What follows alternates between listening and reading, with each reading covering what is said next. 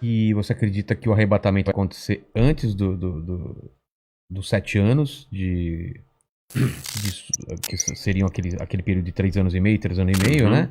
Ou durante, ou Tem depois alguns grupos que são pré-tribulacionistas, outros são A gente já falou pós-tribulacionistas, com o Rina né? aqui, ele falou que acredita que a igreja vai, se não me engano, vai ser antes da tribulação, né?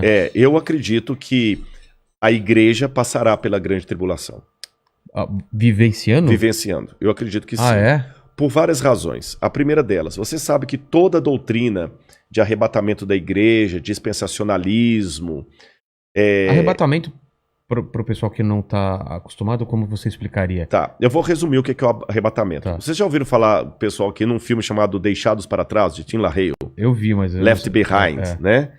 Talvez o pessoal ainda vão criar uma tecnologia que a gente fala assim, eu ouvi, a gente vai ouvir, né? Já ouvi aqui. O pessoal, esse filme mostra mais ou menos essa ideia. A ideia do arrebatamento é que o anticristo será um líder mundial, Carismático. carismático, e quando ele começar a dominar a Terra, um pouco antes dele exercer sua hegemonia, a igreja vai começar a desaparecer. As pessoas sumindo. O avião vai ficar desgovernado, aqui, a vai gente tá cair. aqui, o mandíbula tal, desapareceu lá. samba, então vai ficar só a roupa lá e tudo e tal. Aqueles que estudam a profecia vão entender que ali foi a igreja que foi arrebatada. E quem ficar para trás é que não estava suficientemente espiritual para ser levantado. Aí vão começar 7 anos de sofrimento na terra em que o anticristo vai dominar. E ele vai perseguir aqueles que não estavam tão bem preparados. Muitos judeus nessa época vão se converter. E depois desses 7 anos é que Cristo vem com poder e grande glória, com aqueles que foram arrebatados, para estabelecer o reino dele de 1000 anos. O milênio. Mas a igreja mesmo não estará nessa tribulação de 7 anos, será tirada antes. Isso é o que diz a doutrina chamada doutrina do arrebatamento secreto ou dispensacionalismo. Eu, Rodrigo, particularmente, eu não sou adepto a essa visão de fim de mundo. Por quais razões? Vou tentar resumir aqui para não ser muito prolixo, que o nosso horário até já está bem avançado. E daqui a pouco eu tenho que pegar a estrada para ir... Caramba! Mas nós já vamos terminando aqui. Essa doutrina do dispensacionalismo, ela só passou a existir, sabe por quê? Houve um padre que ele, dominicano, Francisco Rivera. Esse padre Francisco Rivera, ele via que os protestantes entendiam que o anticristo era o domínio católico sobre a cristandade. Então esse padre, para tirar os olhos do papado, ele criou duas coisas. Deu uma ênfase a uma ideia preterista, que o anticristo era Nero, e que a volta de Jesus será o seguinte, que o anticristo é alguém que vai surgir ateu no futuro e que a igreja não estaria aqui. Aí, a ideia desse padre passou para um homem chamado Darby, um pregador. Isso eu estou falando já no começo do século XX. Darby começou a pregar aquilo, começou a empolgar, começou a dar mais ênfase, sistematizou tudo isso que eu estou falando. Aí veio, depois de Darby, veio Scofield e criou a Bíblia Anotada de Scofield, que se tornou a Bíblia de todos os protestantes. E na Bíblia de Scofield estava essa doutrina que ele aprendeu de Darby. E depois de Scofield, outros pregadores renomados começaram a propagar a ideia do dispensacionalismo, especialmente o Tim LaHaye, que ficou muito famoso. E isso hoje emplacou, especialmente no mundo evangélico, como sendo a visão de fim de mundo.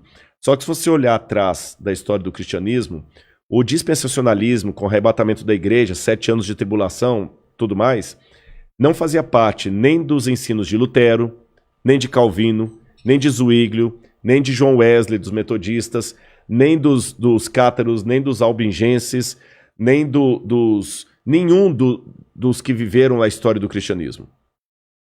Dos protestantes, nem os cátaros, como eu falei, nem os valdenses, nenhum deles ensinaram isso. Nem a Igreja Católica ensinou isso.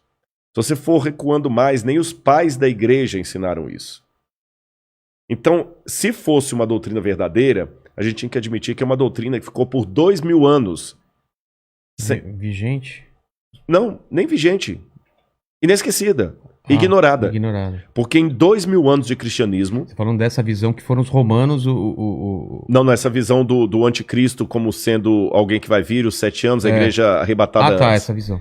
2000 anos, essa visão ficou completamente desconhecida do cristianismo. E veio à tona... Não tem nenhum autor cristão que fala dela. Começou com Francisco Rivera, padre, e depois Darby e Hal Lindsey também, que vai vir depois de Hal Lindsey com Tim LaHaye, que vão propagar isso aí. E espalhou no mundo gospel. Mas, biblicamente, eu tenho dificuldade de aceitá-la por algumas razões. Em primeiro lugar, a volta de Jesus na Bíblia é descrita, e quando eu falo eu acredito assim, eu estou falando Lutero, Zwinglio, Calvino, todo esse pessoal aí, né? Ela será com poder e grande glória. Todo olho o verá. Até aqueles que o traspassaram. A Bíblia não fala de um arrebatamento secreto. Não fala. Em momento... mas como é que Rodrigo lá em Tessalonicenses fala? Seremos arrebatados no abrir e fechar de olhos. A palavra arrebatados ali significa tirado de um lugar e levado para outro. Não fala em arrebatamento secreto. Jesus fala, porque assim como o relâmpago que sai do Oriente e se mostra até no Ocidente, assim há de ser a vinda do Filho do Homem. Então não é uma coisa secreta. Com essas coisas em mente, outro detalhe, o Apocalipse fala que Deus guardará o povo dele na provação que há de vir. Algumas traduções falam da aprovação. Guardará em meio à provação. Tá certo? A Arca de Noé, que é tomada por modelo de muitos, até em Jesus também, que fala, assim como foi nos dias do dilúvio, será na vinda do Filho do Homem, a família de Noé que foi salva, ela foi protegida do dilúvio, mas não retirada do dilúvio. Foi ela protegida, mas passou pelo dilúvio. Passou. Então, com esses e outros elementos, que eu precisaria de mais tempo para decidir, mas eu entendi a visão. Eu acredito que Jesus vai voltar com poder e grande glória depois do período da grande tribulação. A grande tribulação antecipa a volta de Jesus, porque Mateus fala, logo em seguida, a tribulação daqueles dias, fala da Idade Média, o sol escurecerá, a lua não dará sua claridade, etc, etc, etc, etc. E depois Daniel fala também que haveria um grande tempo de angústia, o qual nunca houve. Aí vem a vinda de Cristo. Tá certo? E nesse tempo de angústia, o qual nunca houve, o povo de Deus vai ser perseguido pelo anticristo e pelos que aderirem ao anticristo. Eu não sei se eu estarei vivo nessa época, mas se eu estiver, eu peço a Deus que eu fique firme ao lado de Deus e você também. Amém. E a volta de Cristo é aquela esperança que acalenta o nosso coração. Está perto. Eu não posso dizer quão perto, mas está próxima. Você diz nossa geração. Nossa geração. Caramba. A única coisa que eu digo para não ficar marcando data é só uma atenção, e essa aqui é para quem é crente. Às vezes Deus tem profeticamente o tempo de cumprir uma coisa, mas por causa da rebeldia do povo dele, a promessa se estende e atrasa. Vou dar um exemplo. Quando o povo de Israel saiu do Egito... Era para ficar 40 anos? Não era para ficar 40 anos.